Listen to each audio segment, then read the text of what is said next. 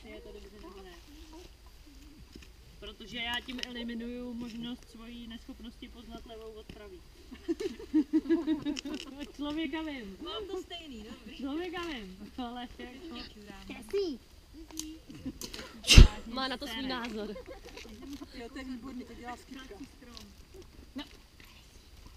To tady zničím všechno. Mě říkala známá na cvičáky, že ty větve horvaný beru s sebou domů, neberu. Vždycky vykácanej půl lesa. Ne, to jsou jenom takový, víš, jako výrostky úplně. Takový, co tam ani být nemá. Amosku. Vypadá to, že jsou připravený. Tak jo, tak zadřepněte. Jo, ty chceš něco pod nohy, Jani? Ne, dobrý. Já No, můžu jak tě klečet vidím, na levým koleně. Jak se na pravém. skládáš, tak... Jasně, takže pusinky, ano, to už jsme tady viděli. Pusinka pak nesa. Potom jsem po druhý.